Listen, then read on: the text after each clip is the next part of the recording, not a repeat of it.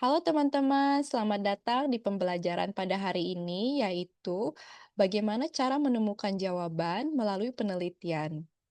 Nanti aku akan melakukan rekaman ulang dari webinar pada hari Sabtu, tanggal 28 Juni 2025 bersama Kamia Kristianto, Kadiana, dan juga Kanaga dari Universitas Siber Asia. Sebelum ini pembukaannya ya, kita akan bahas apa itu penelitian. Jadi, penelitian itu merupakan proses sistematis yang terorganisir untuk menyelidiki suatu masalah atau fenomena tertentu dengan tujuan mencari jawaban, memahami, atau memecahkan masalah tersebut secara ilmiah. Apa sih maksudnya? Intinya kita itu mencari tahu lebih dalam, sampai benar-benar mendapatkan pengetahuan baru, solusi, dan juga inovasi. Dan semua ini penting sekali kalau kita mau berkembang, kalau kita mau bertambah ilmu dan pengetahuan, dan kita semua ini punya keahlian ini sebenarnya. Jadi gimana dong? Apa aja sih yang kita bisa jawab dengan penelitian? Ini tuh beberapa pertanyaan yang sering aku dengar dari alumni 140. Gimana cara mulai usaha sendiri di kampung? Apa usaha yang cocok dengan kondisi desa saya? Gimana cara dapat modal usaha? Apa aja syarat untuk kuliah? Gimana cara bangun relasi profesional ya? Gimana cara nyari peluang kerja di Indonesia nih? Teman-teman mungkin pada familiar dengan pertanyaan-pertanyaan ini. Dan memang ini pertanyaan yang kita sering dapat di inbox. Jadi contoh menjawab pertanyaan melalui penelitian, saya akan memilih satu pertanyaan, yaitu gimana cara mulai usaha sendiri di kampung. Dan proses penelitian ini aku breakdown menjadi 5 langkah sederhana. Yang pertama, tanya yang lebih spesifik. Kedua, riset online. Ketiga, wawancara. Keempat, bandingkan jawaban. Dan kelima, ambil kesimpulan. Oke, kita mulai ya. Yang pertama, tanya lebih spesifik. Maksudnya apa nih? Gini, kadang-kadang kalau pertanyaan gimana cara mulai usaha sendiri di kampung, kita harus mengingat bahwa setiap kampung itu berbeda kondisinya. Oke, teman-teman bisa mikir ulang ya. Di kampung sendiri, dibandingin dengan di kampung sebelah, pasti usahanya berbeda karena lahannya berbeda. Misalnya di sana lebih subur untuk tanaman singkong, di sini lebih subur untuk tanaman kayu jati. Contoh aja ya ini teman-teman. Atau mungkin di sana lebih banyak perusahaan. Di sini masih asri tapi tidak banyak jalan utama gitu. Jadi memang tiap daerah itu memang berbeda. Setiap desa itu adalah ada keunikannya sendiri. Jadi kalau misalnya kita mau menjawab pertanyaan ini, kita harus tanya lebih spesifik gitu. Karena nggak semua kampung itu sama ya. Contohnya, saya kan dari Cimahi Utara, jadi saya bertanyanya usaha apa yang dibutuhkan warga Cimahi Utara. Karena pada akhirnya usaha itu kan sesuatu yang dibutuhkan masyarakat ya. Jadi kita harus cari tahu apa sih yang dibutuhkan masyarakat dari lokasi yang spesifik tersebut, yaitu Cimahi Utara. Atau mungkin nggak perlu Cimahi Utara deh, kita pikir dulu usaha apa yang cocok untuk pemula. Karena aku belum pernah usaha nih sebelumnya, jadi aku akan pikirkan usaha apa dulu deh yang paling mudah untuk pemula, jadi modalnya kecil dan resikonya kecil, itu yang paling penting. Atau usaha apa yang biasanya sukses di kampung. Karena mungkin ada banyak jenis usaha, tapi dia lebih sukses di perkotaan. Di kampung itu, contohnya yang lebih sukses itu seperti toko sembako gitu, yang kebutuhan sehari-hari, makanan contohnya. Setelah kita punya pertanyaan lebih spesifik, baru kita bisa mulai riset online. Gimana caranya? Teman-teman bisa pakai Google, Google Scholar, ChatGPT, atau Gemini, apapun itu yang kalian pakai biasanya untuk mencari jawaban. Kalau teman-teman belum terbiasa untuk melihat online, aku sarankan coba deh gitu. Klik aja gitu di Google, mulai dari Google nih. Aku ketik contohnya usaha apa yang dibutuhkan warga Cimahi Utara di Google. Google kan sudah ada AI ya, integrated AI. Artinya AI ini sudah membantu mencari jawaban. Contohnya langsung keluar nih, warga Cimahi Utara membutuhkan berbagai jenis usaha, baik yang berorientasi pada pemenuhan kebutuhan sehari-hari maupun yang berpotensi menjadi penggerak ekonomi lokal. Beberapa contoh usaha yang bisa dikembangkan adalah usaha kuliner, usaha jasa, usaha kreatif, serta usaha retail yang menjual kebutuhan rumah tangga atau barang-barang unik. Dari sini aku jadi dapat ide. Oh, ternyata kita bisa memanfaatkan potensi makanan khas daerah atau makanan kekinian, atau buka laundry, salon, atau bengkel, atau kerajinan tangan atau desain grafis. Oh, oke, berarti ini usaha-usaha yang sudah ada di Cimahi Utara yang bisa aku pikirkan. Terus aku pindah dulu deh ke ChatGPT. Aku tanya di ChatGPT, apa aja nih yang dibutuhkan warga Cimahi Utara? Dia udah ngasih nih banyak jenis-jenisnya, ini lebih detail lagi, contohnya makanan khas, cemilan praktis, contoh cilok, onde-onde, pisang goreng. Sangat populer dan mudah dijual secara online maupun offline. Oke, ada ide baru nih. Kalau misalnya kalian lebih akademis atau lebih suka menggali, boleh coba pakai Google Scholar. Jadi Google Scholar itu adalah platform terpisah dari Google yang dipakai untuk mahasiswa dan dosen biasanya. Jadi mereka menggunakan ini untuk mencari makalah karena di Google Scholar ini isinya cuma makalah saja. Berarti setiap artikel yang dibaca itu sudah ditulis, dikaji, diperiksa oleh banyak orang sehingga jawabannya nggak mungkin hoax. Begitu ya teman-teman. Jadi di Google Scholar ini perbedaannya tapi teman-teman harus suka baca, karena ini beneran kayak artikel panjang gitu, jurnal penelitian. Tapi lumayan nih untuk menggali beberapa informasi. Contohnya pas aku tulis usaha Cimahi Utara tuh sudah ada beberapa kayak pelatihan e-commerce dan etika bisnis untuk usaha mikro di Kelurahan Pasir Kaliki, Cimahi Utara. Nah, ini sebenarnya dari tempatku nih, aku dari Pasir Kaliki, jadi pas banget. Aku sempat baca di sini dan ternyata memang dikatakan Mmm, usaha di situ tuh kalau misalnya di bidang peternakan dan pertanian tuh banyak potensinya gitu, dan di beberapa, kajian yang berada di Google Scholar aku juga baca, peternakan sapi dan susu itu di Cimahi Utara subur gitu. Jadi bisa diperhatikan apakah kita bisa produksi susu contohnya. Memang sih susu sapi Cipageran itu terkenal. Kita gali terus ya.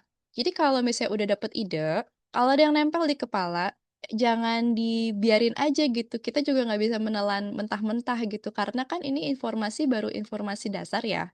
Jadi kalau misalnya mau lebih dalam tuh gimana sih caranya teman-teman? Ya aku contohnya bisa tulis lagi nih, mmm, cara memulai usaha laundry di YouTube.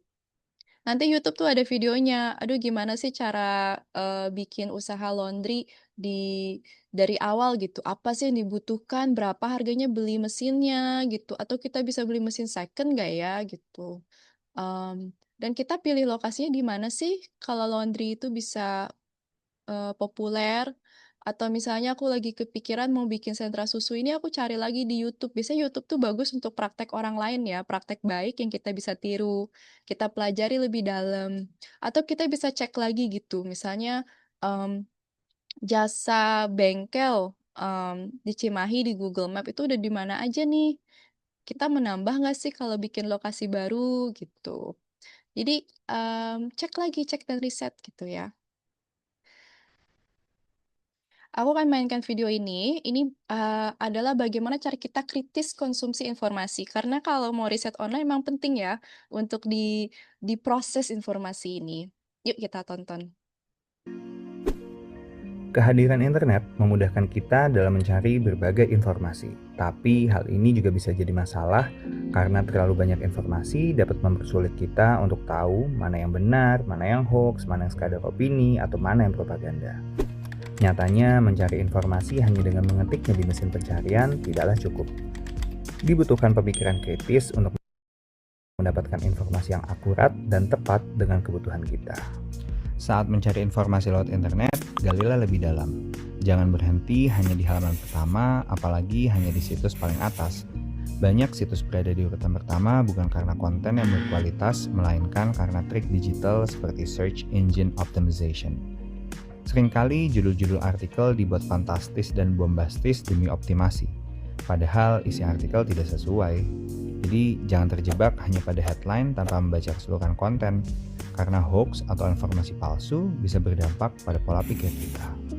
Ada beberapa jenis informasi yang bisa menggiring opini kita. Pertama adalah clickbait dan judul yang misleading. Konten dengan judul sensasional bisa berpotensi tidak akurat. Biasanya konten clickbait hanya ditujukan untuk menarik pembaca untuk mendorong traffic suatu situs. Yang kedua adalah propaganda dengan tujuan politik. Media sosial khususnya seringkali digunakan para figur politik atau bisnis untuk menyampaikan propaganda agar para pengguna memiliki bias terhadap satu isu tertentu. Yang ketiga adalah sloppy journalism. Artikel online yang memudahkan para jurnalis menyunting konten bisa berpengaruh pada konten yang tidak akurat. Banyak artikel yang tidak berdasarkan pada fakta dan hanya mengutip dari sumber-sumber lain yang kurang terpercaya. Terakhir adalah deepfake atau penipuan visual. Ya, informasi palsu atau hoax bisa berasal dari gambar atau video. Penipuan visual menggunakan digital software, machine learning, dan face swapping bisa menciptakan realita atau fenomena baru yang tidak pernah terjadi sebelumnya. Misalnya kasus-kasus video atau foto pornografi yang terjadi dengan menggabungkan foto wajah dan tubuh dari dua orang yang berbeda, atau menyunting bagian tubuh seseorang untuk tujuan tersebut. Lalu, bagaimana kita bisa mencegah terpapar informasi palsu atau kurang akurat? Yaitu dengan mengasah kemampuan berpikir kritis. Kita dapat melakukan evaluasi terhadap konten yang dikonsumsi. Jangan mudah percaya dan langsung menelan bulat-bulat informasi yang didapatkan. Periksa kembali alamat situs, apakah situs atau akun medsos tersebut terpercaya. Periksa lebih dari satu sumber untuk memastikan faktanya. Analisa informasi yang dibaca dan dilihat. Apa tujuan konten ini? Apakah untuk viral dan membuat sensasi? Apakah untuk propaganda? Atau sekadar untuk hiburan? Lalu, tanyakan juga pada diri sendiri, apakah saya punya bias terhadap konten ini? Algoritma dari search engine atau media sosial tercipta berdasarkan minat personal. Kita bisa percaya sebuah informasi akurat hanya karena memiliki bias atau kepercayaan tertentu sehingga tidak bisa menilai secara objektif. Dengan menyadari adanya bias terhadap informasi yang dikonsumsi, kita bisa memperluas perspektif dan menyadari keharusan untuk mencari keakuratan informasi di luar kepercayaan kita sendiri. Nah, begitu teman-teman. Semoga video ini membantu ya. Ingat, jadi kita tuh penting sekali untuk berpikir kritis juga gitu, dalam mengonsumsi informasi online. Oke. Nah, setelah itu, ada juga cara ketiga. Jadi setelah kalian melakukan riset online, kalian juga bisa melakukan wawancara. Contohnya ya, aku pakai ChatGPT juga untuk dapat ide siapa yang diwawancara dan pertanyaan apa yang sebaiknya aku tanyakan. Tapi teman-teman mungkin nggak perlu ini, bisa aja langsung kepikiran, oh aku punya sepupu nih yang kerja di dia itu punya usaha laundry, aku coba tanya-tanya dia deh. Atau mungkin aku coba tanya ibu deh di rumah, sepertinya usaha apa yang lagi booming gitu, lagi trending di daerah sekitar gitu. Aku sarankan untuk wawancara tentang usaha, ya usaha yang cocok di tempat kita, di kampung kita itu, jangan hanya tanya warga setempat, tapi tanya juga pelaku usaha dan juga kalau ada atau kalau kenal tokoh masyarakat atau lingkungan. Kenapa? Karena kalau misalnya kita punya 3 sumber yang berbeda gitu ya, orang yang menggunakan jasa atau mengkonsumsi dan juga orang yang melakukan usaha tersebut, itu pasti perspektifnya berbeda dan kita dapat gambaran yang berbeda dari situ. Selain itu kalau kita tanya tokoh masyarakat, maksudnya kayak Pak RT, Bu RT gitu, atau pengurus masjid, atau orang yang dikenal lah semua orang gitu ya, pasti teman-teman nggak tahu ya, kalau aku sih langsung kepikiran gitu ya, di Pasir Kaliki, iya ada orang itulah yang bisa ditanyain, pasti tahu segalanya. Mmm, kita tanyakan mereka, mereka dapat konteks yang berbeda juga, jadi mereka bisa ngelihat konsumsi masyarakat tuh polanya seperti apa sih sekarang atau, kadang Pak RT kan juga tahu ada perkembangan apa yang bakalan ada di daerah situ gitu. Mungkin bakal dibangun jalan baru atau, ternyata ada perusahaan besar yang mau beli tanah di situ. Itu juga jadi bagus buat kita mengetahui potensi usaha apa yang cocok di kampung halaman kita. Nah, ini kan ada contohnya nih ya, kalau warga setempat tuh kita bisa tanya ibu rumah tangga, pekerja, mahasiswa, pensiunan, siapapun itu, karena semua orang pada akhirnya kan mengeluarkan uang ya untuk kebutuhan tertentu gitu. Jadi kita tanya warga setempat tuh untuk tahu mereka kebutuhannya apa. biasanya belanja di mana dan seberapa sering. Terus biasanya mereka ada kesulitan nggak beli sesuatu. Kalau misalnya kita tahu kesulitan mereka itu apa, kita melihat potensi. Oh, berarti yang kurang itu misalnya supply gas LPG, atau oh ternyata yang kurang itu kelapa gitu. Kelapa karena kan itu minuman yang sehat dan di sini banyak pensiunan. Atau mungkin ada deh banyak lagi kalau mahasiswa mungkin mereka kayak aduh kurang tempat kosan gitu. Atau selain warga setempat, tanyakan pelaku usaha gitu, kecil dan menengah ya. Jangan yang besar-besar dulu, kecuali kalian udah punya usaha besar ya. Kalau masih pemula kita coba yang kecil-kecilan dulu gitu. Contohnya warung makan sekitar gitu. Gimana nih tantangannya, peluangnya gimana? Supaya kita tahu juga dari mereka gitu. Apa sih sebenarnya kesulitannya? Apakah laku, laris, atau sering kosong?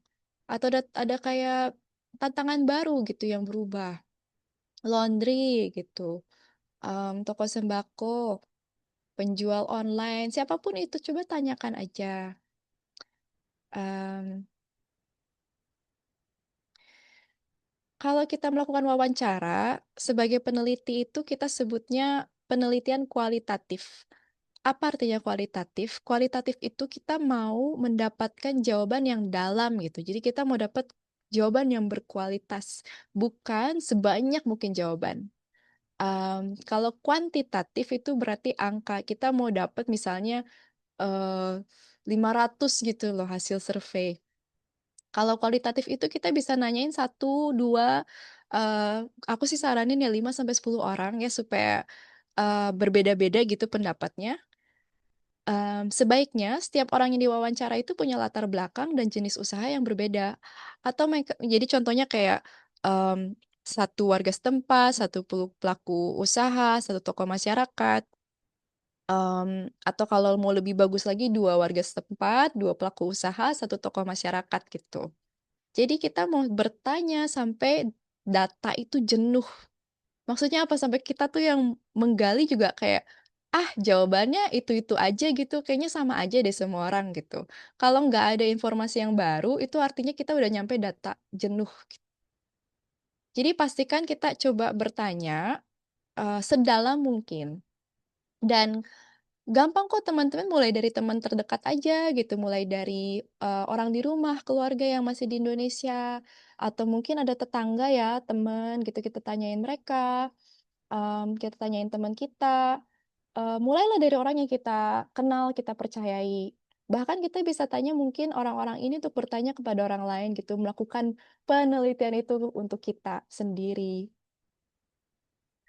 Nah, setelah kalian mengumpulkan informasi ini, baik dari online, baik dari, wawancara, bandingkanlah jawabannya gitu.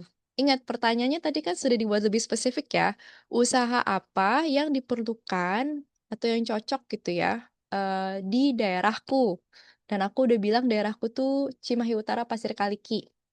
Jadi contohnya ini kayak ilustrasi gambar aja ya. Mmm, ada di situ tuh aku udah wawancara kayak orang tua sama ada kayak, adik di rumah gitu. Mereka tuh biasanya kebiasaannya beli apa aja atau ibu gitu sama, temen di sana gitu. Oh mereka seringnya beli bubur ayam deket rumah itu karena makanannya enak banget gitu, pasti beli deh buat sarapan, suka males masak. Atau misalnya, udah wawancara dengan satu pelaku usaha gitu, dia tuh jualan selada, maaf ini mah bukan dari situ, ini dari YouTube, aku nonton di YouTube, di Cimahi itu ada yang bikin usaha selada, dia tuh bikin, pipa-pipa gitu, dan laris gitu karena di sana, mulai banyak restoran, terus mereka kan suka perlu selada ya buat lalapan, orang Sunda kan suka lalapan gitu, jadi dari situ, dia jual langsung gitu si seladanya itu ke restoran Sunda, tempat lalapan. Lumayan. Atau dari sini nih aku juga coba tanya ibu, "Bu, apa sih, kesulitannya di daerah situ, dalam pembelian barang atau jasa?" Terus kata ibu, "Di sini nggak ada salon yang bagus gitu, dekat rumah ada salon, itu jalan kaki deket banget cuma 2 menit juga udah nyampe, tapi yang tukang salonnya rada rewel gitu, suka, cerewet ngasih tahu, "Rambutnya diginiin aja, digituin aja, terus ibu nggak suka," gitu. Oh gitu, jadi kan tahu ya, apa sih sebenarnya kebutuhan masyarakat gitu. Jadi setelah membandingkan, data-data ini gitu dari online, dari wawancara, kita bisa mengambil kesimpulan gitu, membanding-bandingkan. Contohnya tuh kadang aku bikin kayak tabel jenis usaha apa yang udah dibahas, terus, sumber informasi apa, maaf ya sebentar.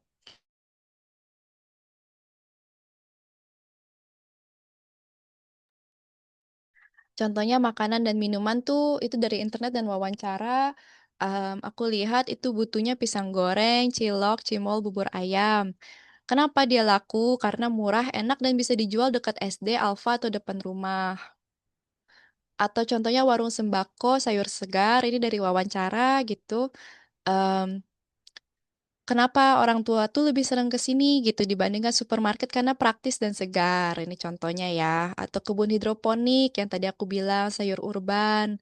Mmm, Catatan butuh teknik dan pemasaran tapi cocok untuk pengembangan jangka panjang gitu. Itu dijual di warung ke restoran. Inilah beberapa contohnya teman-teman bisa pause, bisa baca. Contoh bagaimana cara kita mengambil kesimpulan dari data-data yang kita kumpulkan. Nah, begitu teman-teman.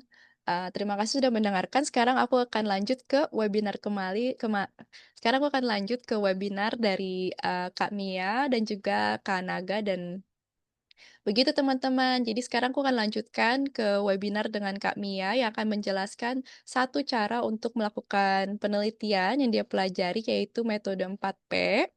Jadi ini juga bisa kalian gunakan kalau kalian mau. Dan juga kalian dengarkanlah diskusi tentang pemasaran, tentang bagaimana cara menggali informasi gitu ya. Semoga ini membantu ya teman-teman.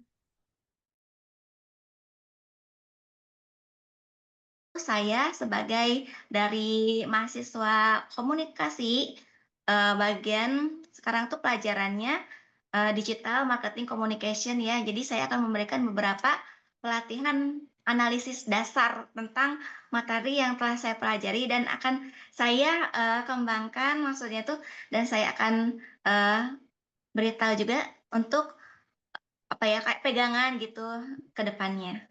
Selanjutnya Kak El. Nah, tujuan penelitian ini ya, khususnya dalam bidang UMKM. UMKM itu usaha mikro, kecil, dan menengah. Jadi secara umum untuk mengumpulkan data, menganalisis situasi, dan memberikan rekomendasi untuk meningkatkan kinerja usaha. Jadi selain itu juga sebagai menganalisis pemasaran dan mengurangi resiko kebangkrutan. Nah, kenapa di sini mengumpulkan data, terus menganalisis juga situasi? Kan kalau misalkannya kita ya mau usaha tapi tanpa ada dulu data, bagaimana kita tahu cara strategi pemasarannya. Terus untuk menganalisis situasi juga apakah ini baik atau tidak untuk dijadikan usaha seperti itu ya. Jadi akan ada riset untuk rekomendasi-rekomendasi tempat sekitarnya. Jadi kita tuh tidak hanya mendengar ataupun, "Oh, saya ingin melakukan usaha ini di tempat ini," atau bagaimana. Tidak. Jadi untuk lebih bagusnya lagi ya, kita tuh harus riset dulu terhadap tempat atau lingkungan tersebut. Nah, ini adalah strategi pemasaran 4P, konsep yang akan saya terapkan di dalam acara webinar ini. Ini, analisis dasar ya, dasar dari strategi pemasaran, dalam kata arti, apa ya namanya tuh, digital marketing communication. Cara kita, konsep bagaimana strategi pemasarannya untuk diterapkan di lapangan. Berdasarkan penelitian analisis strategi pemasaran, pasti untuk dasarnya tuh kita harus punya konsep 4P. Nah, 4P ini apa sih? Jadi 4P itu singkatan dari produk, price, place, price, dan promotion. Untuk yang pertama adalah produk. Nah, produk itu jadi kayak semacam barangnya. Misalkan desain, branding, kemasan produk. Contohnya aja ya UMKM. Untuk kayak makanan, kayak itu restoran. Nah, itu termasuk produk. Produknya apa? Ya, contohnya ayam penyet, sate, atau misalkannya boba, makanan, dan lain-lain, seperti itu. Price itu adalah harga atau syarat pembayaran kayak contoh cash atau pembayaran secara langsung. Nah, ini kan price tentang harga, jadi kita tuh harus survei juga harga yang cocok untuk usaha tersebut.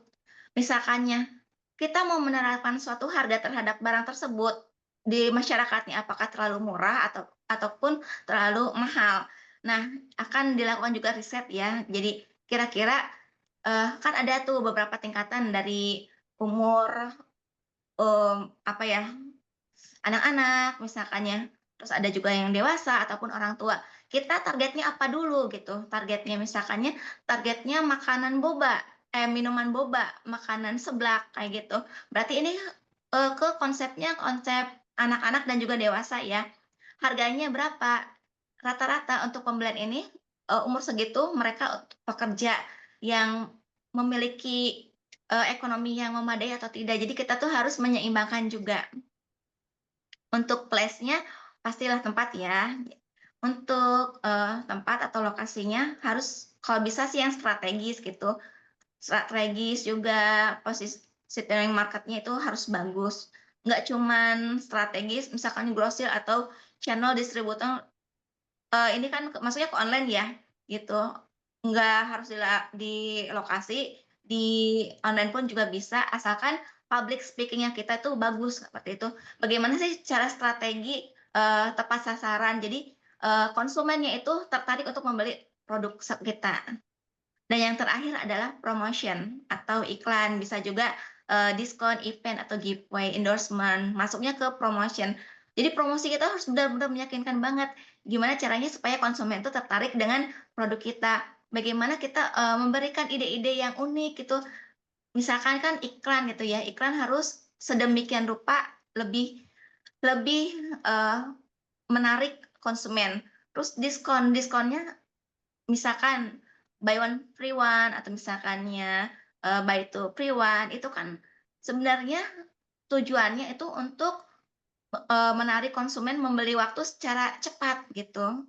Kita tidak ada rugi karena kan pasti ada jangka waktu yang akan, misalkan seminggu atau sebulan, tidak mungkin kan selamanya karena itu bukan merupakan event promosi.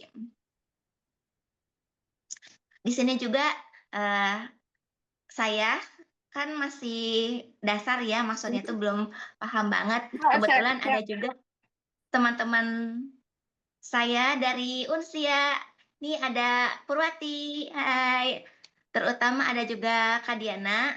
Kak Diana kebetulan, wakil dari Ketua Ikmat juga Unsia yang lebih paham tentunya tentang penelitian ini.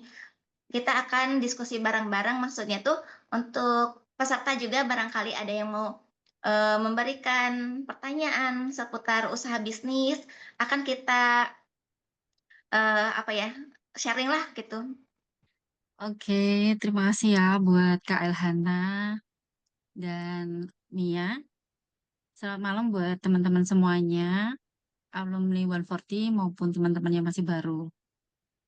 Terima kasih buat semua yang hadir di acara hari ini. Perkenalkan nama saya Diana, saya perwakilan dari Ikpat Unsia. Betul sekali yang disampaikan dari Kakak Mia tadi ya, teman-teman.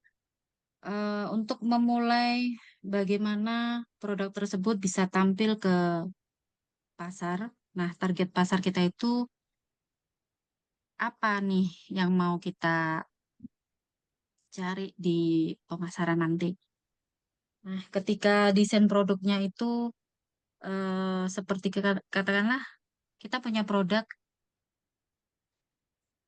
usaha kecil nih. Kayak teman-teman di Taiwan kan kebanyakan punya usaha online. Seperti keripik, kerupuk lah, apa segala macamnya ya. Kayak sekarang lagi booming-boomingnya tuh kayak makanan seperti usus, usus keripik Mhm. sama basreng. Itu yang paling dominan yang saya lihat di online, yang teman-teman jual gitu. Kebanyakan sih yang saya lihat sih ada tampilan sisi dari penjual untuk branding dengan kemasan produk itu masih kemasannya agak mungkin belum belum visualnya belum terlihat menarik ya. Kadang ada yang mungkin simpel aja lah, nggak usah pakai logo. Nah, padahal di situ kita bisa melihat bahwa kemasan produk itu dan sebuah logo, branding logo itu sangat penting sekali untuk kita jual. Karena visualisasi orang kan pasti yang menarik, makanannya itu nanti kelihatan enak atau enggak, itu kan yang kalau saya ya, kalau saya pendapat saya itu biasanya lebih ke kemasannya dulu. Kalau kemasan bersih, otomatis makanan pasti kelihatan bersih dong. Pastinya kita juga Kelihatan pengen menarik juga ini ya, Kak. kelihatan menarik juga. Jadi kemasan produk itu benar-benar paling penting di produk kita. Nah, seperti Betul itu. sekali. Hmm. Ya. Kemudian untuk nilai jual produknya dari price harga itu biasanya disesuaikan dengan target pasar. Nah, dari target pasar ini kualitasnya bahan kita tuh kayak gimana nih? Contoh kalau bahan kita emang biasanya kita kulakan bahannya murah atau kita kulakan bahannya mahal. Nah, itu juga ditentukan oleh harga yang nanti kita bisa pasarkan ke target market kita nanti.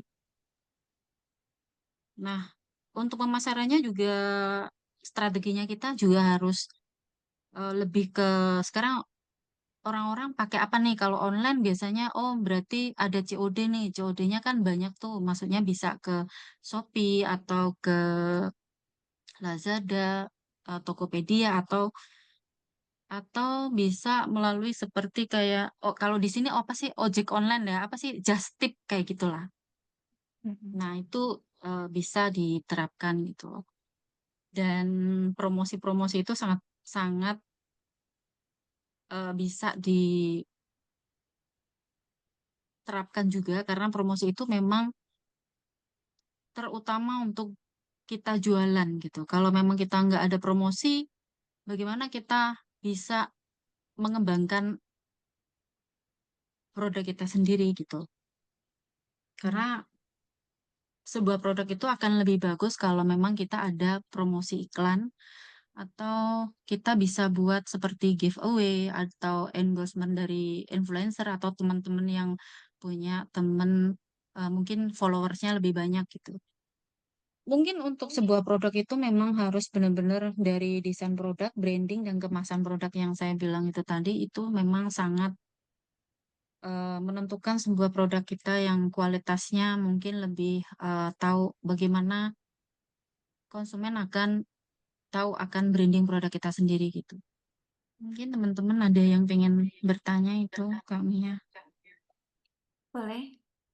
Kalau buat brand dari jualan online yang produknya sudah ada nama atau brand dari produk mereka, apa istilah lain, Kak, bagi penjual tersebut? Seperti kayak itu ya, seperti endorsement, karena kan mereka menjual barang yang sudah ada produknya. Jadi dia itu bukan produsen ataupun ibaratnya owner gitu ya. Maaf, kalau endorsement tuh biasanya potongannya berapa ya? Jadi owner dapat berapa, terus yang mengendorse dapat berapa?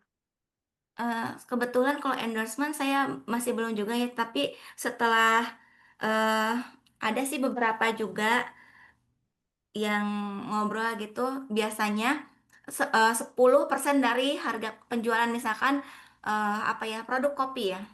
Kopi ini misalkan nih untuk contoh, kopi ini harganya eh biasanya ibaratnya 60 NT apa 100 NT lah ya. 100 NT. Nanti kita sebagai endorsement cuma mendapatkan 10% dari hasil penjualannya seperti itu. Ada lagi ya, ini pertanyaan dari Kanunung. Jika penjual tidak memiliki pengikut banyak di sosial media, kira-kira bagaimana ya untuk tetap bisa berjalan memasarkan produk tersebut lewat sosial media? Kalau bisa sih tidak hanya sosial media ya, kita juga bisa menawarkan kepada teman dulu gitu. Terus saudara, terus bisa juga ke yang lainnya. Karena kalau misalkan ya kita menjual barangnya ini untuk jenis makanannya misalkan enak itu, kalau kualitasnya bagus otomatis lebih cepat eh, omongan dari omongan dibanding sosial media gitu. Testimoni lebih utama dibanding eh, hanya untuk Oh, iklan seperti itu. Kalau karena pribadi saya ya dulu pengalaman, kalau misalkannya nggak cuma di makanan aja, kualitasnya bagus, hasil penjualannya juga eh, sangat apa ya kayak terpercaya lah kayak gitu. Otomatis orang juga akan nyaman kalau misalkannya orang udah suka, dia akan lebih membeli lagi menjadi pelanggan. Nah, dia juga pasti akan memberikan informasi kepada yang lainnya. Jadi sebagai komunikan pasti ada juga eh, selain komunikator yang baik akan terdapat komunikan atau pendengar yang baik juga. Nah, dari pendengaran ke yang lain akan menyebarluaskan informasi dan itu akan sangat cepat membeli produk kita gitu. Itu sih KL. iya ini menarik banget. Kalau misalnya dari Kamiya sendiri boleh cerita nggak dulu pengalaman buka usaha, gimana cara riset pasarnya dulu sama kayak sampai penjualannya jadi gitu. Boleh cerita nggak dari pengalaman sendiri? Oh, boleh ya. Dulu saya pernah jualan. Ya, masih juga sih. Cuman tidak terlalu saya fokuskan karena saya sekarang di Taiwan. eh Dulu saya pulang ke Indonesia otomatis belum ada pengalaman apapun tentang usaha. Jadi saya berkomunikasilah dengan teman-teman gitu mencari partner relasi yang bagus untuk strategi pemasaran. eh, Kira-kira yang aku itu apa? Terus saya lihat juga terhadap lokasinya apa aja sih yang dibutuhkan oleh masyarakat sekitar. Kira-kira eh, si apa sih produk yang kita jual itu tidak hanya gebrakan, maksudnya tuh cuman sebulan 2 bulan laris udah gitu kan tidak terpakai lagi. Nah, jadi saya tuh eh, bagusnya melihat di bidang gas. Kan di tempat saya tuh masih sangat jarang ya yang jualan gas dan itu pun diperjualbelikan tuh tidak tidak langsung kita beli, kita jual lagi, tidak. Jadi sistem PT itu hanya satu tempat satu. Nah, bagaimana cara memulainya? Jadi saya itu membuka relasi bersama teman yang sudah berada di bidang tersebut. Pertamanya, kita join dulu. Saya sedikit dulu ya, ngambil 100 biji gitu. 100 biji setiap pengiriman 1 bulan sekali. Nah, di situ kita lakukan riset, apakah barang yang kita jual laku atau tidak gitu. Misalkannya nih 100 tabung per bulan. Saya coba jual di tempat saya dulu gitu. Bagaimana reaksinya? Setelah itu ternyata alhamdulillah pas datang langsung habis. Saya taikan lagi menjadi 140 biji per kiriman ya. Bagus lagi. Sesudah itu karena itu kan masih belum pangkalan ya, masih biasa seperti itu. Hasilnya sangat bagus, terus penjualannya juga stabil. Saya langsung ke pangkalan prosesnya. Jadi tadinya join sama teman karena saya penjualannya bagus, saya tingkatkan menjadi 1.200 per bulannya. 1.200 itu belum ditambah fakultatif, misalkan tanggal merah tuh ada tambahan lagi seperti itu. Jadi 1 minggu 3 kali pengiriman, seharinya tuh setiap pengiriman 200 atau 150 tabung dan alhamdulillah 5 jam saya langsung habis kayak gitu. Terus bagaimana cara pemasarannya? Ya, itu strateginya yang telah saya sebutkan ya. Karena pelayanannya kita bagus, terus ibaratnya tuh pembeli apa kita langsung eh, melayani gitu. Mereka puas dan akhirnya dari omongan ke omongan tambah makin banyak lagi pelanggan pelanggan saya kayak gitu. Terus ini bagaimana cara mulainya? Nah, kan kalau PT itu tidak kita daftar langsung dapat ya, jadi banyak prosesnya dari ke desa, laporan untuk UMKM-nya, terus ada data analisanya juga dikasih dari kantor, bagaimana gini-gini. Dan kalau diterapkan udah enak, jadi kita tuh enak gitu menjualnya. Tidak harus mencari pelanggan karena pelanggan tuh datang sendiri gitu. Kalau udah bagus mah tahap awalnya sedikit dulu baru banyak. Jangan kita tuh konsepnya gini ya. Usaha langsung terjun nih modalnya besar. Terus kita langsung war kayak gitu jangan karena mending-mending kalau misalkannya si pembelinya tetap berlangganan sama kita kan. Kita nggak tahu ya ibaratnya tuh nasib akan beruntung atau tidak. Ini untuk mengurangi resiko kebangkrutan seperti itu, Kak. Oh begitu, jadi belajar banyak ya kita melihat dari relasi gitu ya kebanyakan kalau ingin Iya, tahu. intinya relasi dulu. Relasi dulu, dari relasi, terus akan ada datang pelanggan kalau misalkannya kitanya pelayanannya bagus, kualitasnya juga sangat menguntungkan gitu, otomatis pasti akan berdatangan gitu. Nah, itu juga saya selain offline ya, diterapkan juga ke online gitu. Lewat, kalau dulu mah masih Facebook ya, belum ada namanya Shopee, Tokopedia, dan lain-lainnya. Untuk online, bagaimana sih caranya menarik sedemikian rupa? Jadi kita tuh eh, foto dulu, foto kira-kira si gambarnya tuh bagus seperti itu. Terus kita berikan juga seperti apa ya, promosi, promosi kira-kira si menarik si konsumennya. Mm. Kalau misalkannya konsumen udah tertarik, pasti akan ada tanya jawab. Dan di situ kita harus benar-benar melayani dengan sepenuh hati. Kalau misalkannya kitanya judes ataupun cuman eh, apa ya, kayak biasa aja, otomatis kan si pembeli juga akan ragu membeli produk kita.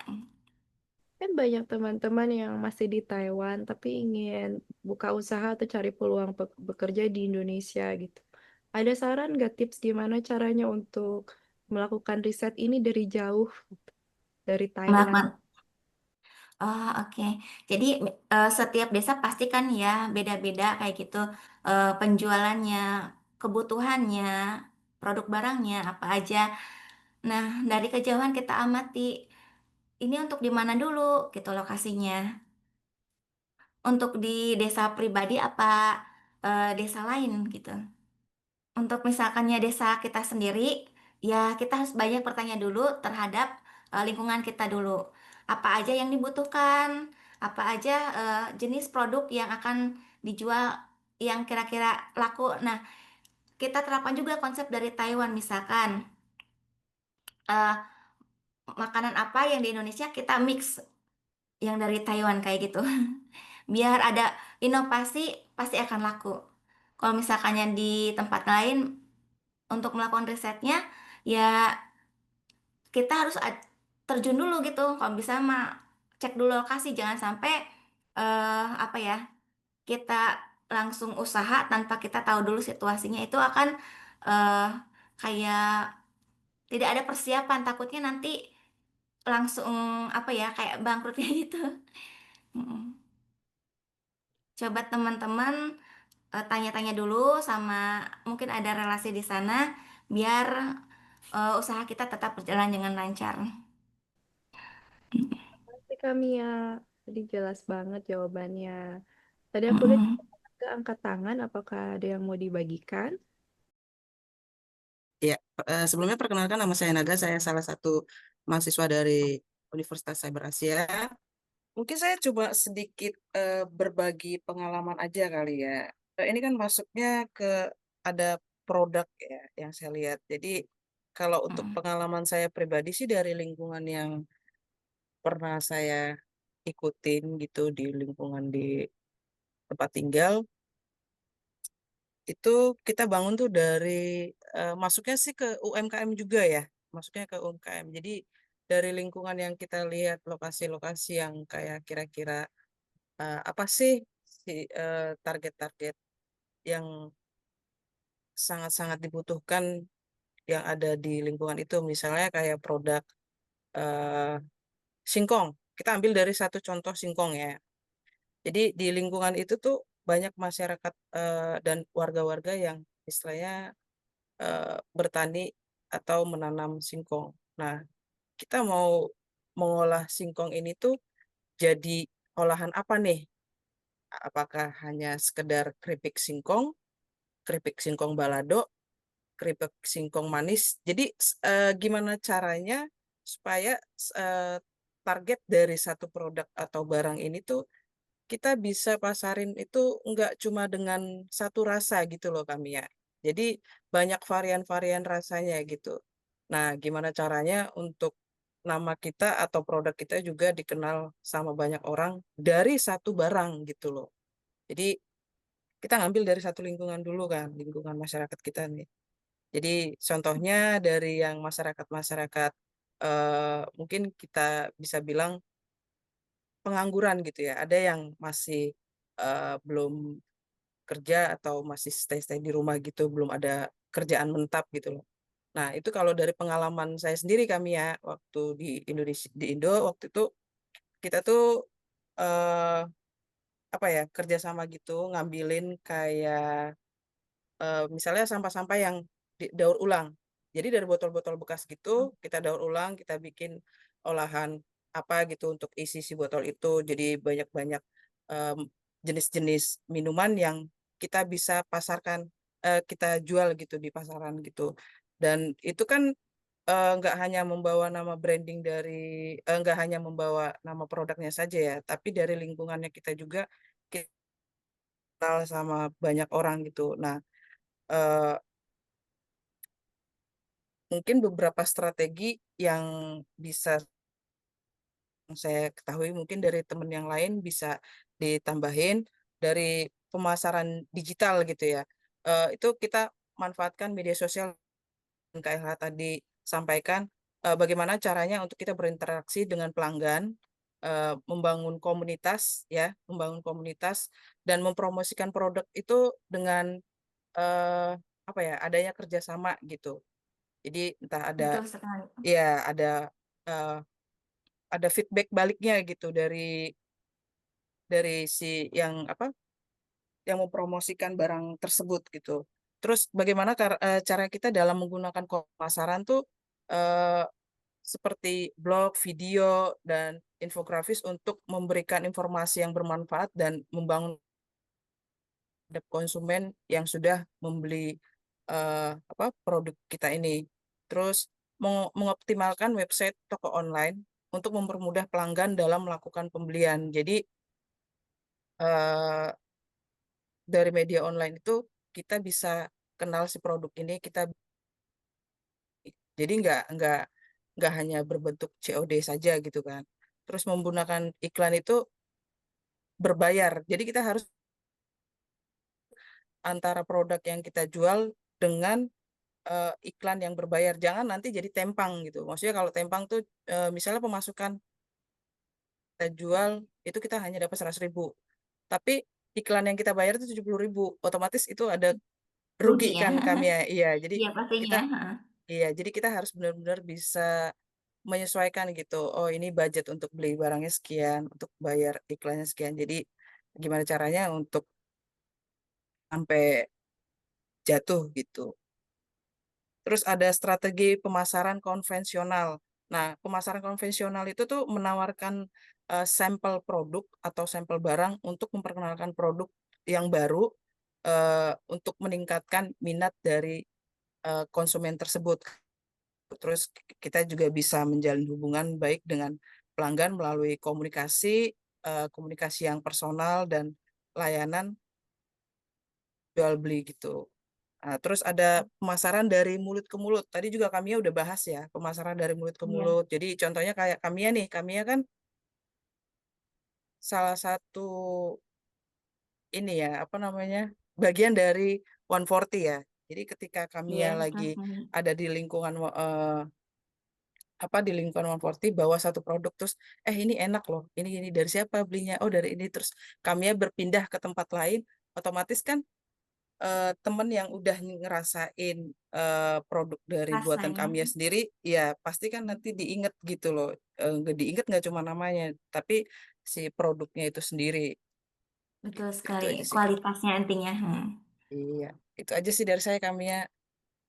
Oke, terima kasih. Bagus sekali juga pengalamannya. Mungkin ya teman-teman yang lainnya ada yang mau berbagi pengalaman juga, kan kita biar bisa berdiskusi juga gitu, berkomunikasi secara baik. Jadi kita lebih paham gitu, saling saling apa ya, berbagi pengalaman gitu. Apakah ada yang mau sharing juga tentang usaha yang pernah dibuat gitu, Kak? Teman-teman semuanya, Saya mau nanya Kamia, boleh? ya kalau dari Kamia sendiri apakah sudah ada apakah sudah ada usaha yang sudah dijalani atau memang sudah ada yang saat ini lagi dikembangkan? Itu dulu pertanyaannya. Terus yang kedua, atau mungkin mau dijawab dulu nih? Boleh teruskan aja dulu, biar nanti Oke, sekalian. ya. Yang kedua, dari seorang kami ya, di saat memiliki usaha atau usahanya tentang produk pastinya ya. Nah, itu Iya. taruhlah kami itu pernah ada di fase eh, mengalami apa ada konsumen yang kecewa nih. Contohnya kami dan tim, ya kan, memasarkan Mm-mm. memasarkan barang atau produknya ini itu semaksimal mungkin baik dari media sosial atau mulut ke mulut, terus Mm-mm. menunjukkan si bungkusan atau packagingnya itu maksudnya dipromosi sebaik mungkin menurut kami dan timnya. Tapi eh, ada satu konsumen yang merasa kecewa gitu ya. Merasa kecewanya gini, dari apa yang sudah kami dan teman-temannya jual apa pasarkan itu tuh di saat dipromosiin itu tidak sesuai dengan faktanya dari salah satu konsumen ini yang ngebeli gitu. Saya ambil satu contoh. Mm-mm. Ada konsumen dia lihat satu tayangan iklan, contohnya produk Indomie.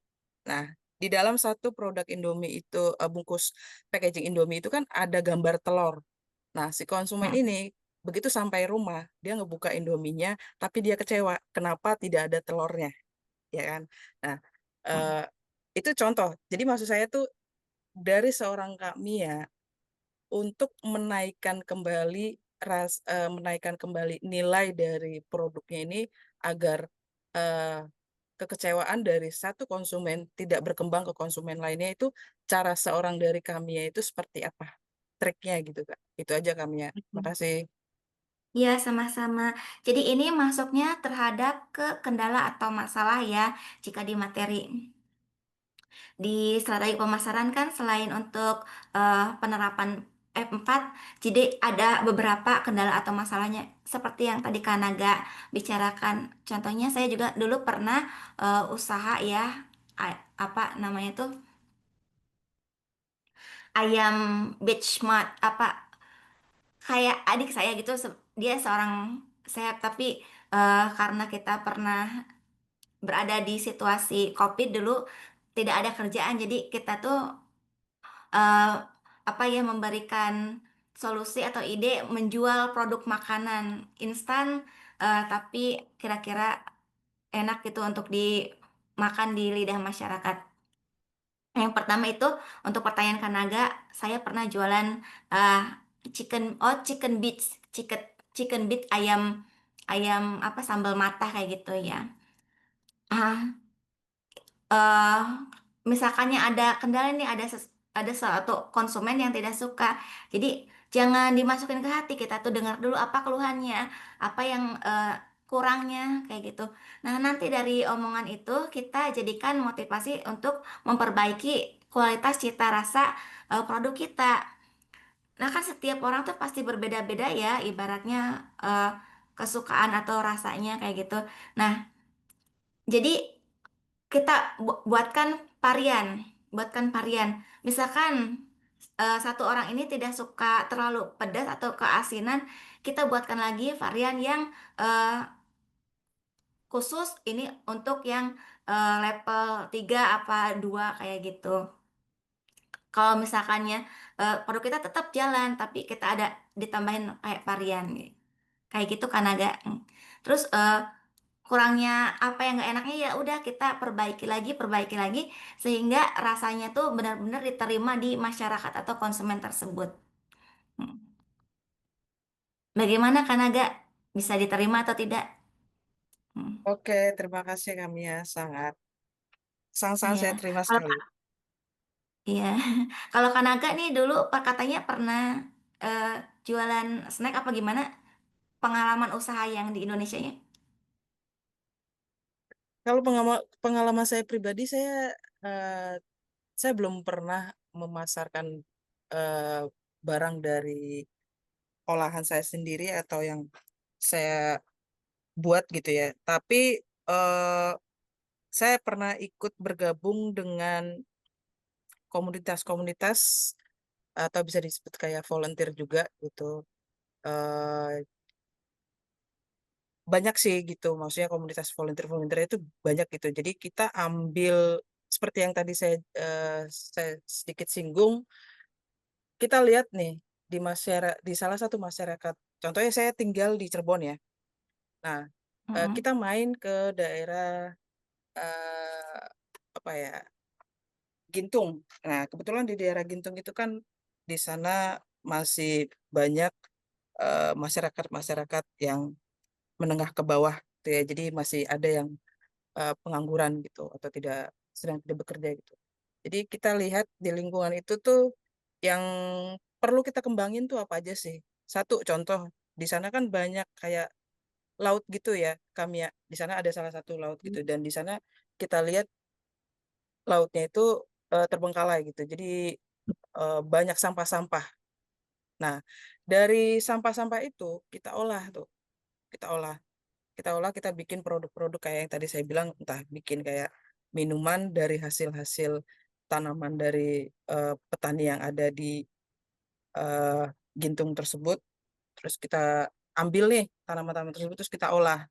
Terus kayak tadi yang saya singgung tadi kayak singkong, kita ambil singkongnya, terus eh, kita olah tuh banyak varian gitu kan, banyak varian rasa atau menu, entah dari keripik balado atau rasa-rasa varian lainnya, atau dibikin kayak yang kayak diparut gitu loh Kak Mia, diparut terus dikasih kayak gula merah. Jadi gimana caranya sih Oh iya, kremes ya. iya, ya Heeh, pokoknya seperti kremesnya itulah gitu betul. kan. Terus Heeh, jadi dimodifikasi tidak hanya satu macam supaya terlihat iya, unik juga kan kalau ada banyak pilihan si konsumen juga akan merasa tertarik terhadap produk yang kita jual gitu ya kan enggak? iya betul sekali.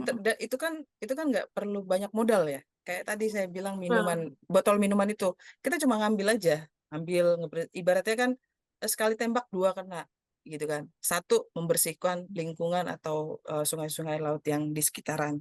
Yang kedua, eh, barang-barang recycle-nya itu bisa kita kelola, ya kan?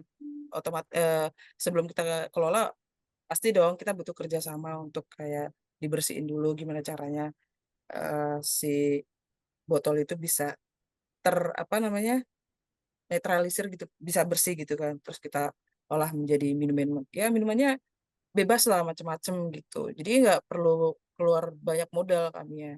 Itu ya Betul sekali. kalau mau saya jabarin sebenarnya banyak sih, nanti waktunya nggak akan cukup gitu. Iya ya, udah jam Ya, 10. paling cuma sharing Bagaimana sedikit Kak aja El? sih kami ya. Iya, terima kasih sekali atas sharingnya, sangat bermanfaat. Jadi intinya kita selain mengolah atau memanfaatkan barang-barang di sekitar, jadi ada juga tambahan untuk jualan gitu ya, untuk dijadikan usaha gitu. Hmm. Iya, benar sekali. Terima kasih ya tadi Kak Naga untuk menjelaskan juga prosesnya di Cirebon dan juga Kamia yang sudah fasilitasi dan juga membagikan pengalaman. Dan Kak Diana iya juga yang sudah sharing tadi tentang 4P ini proses penelitian.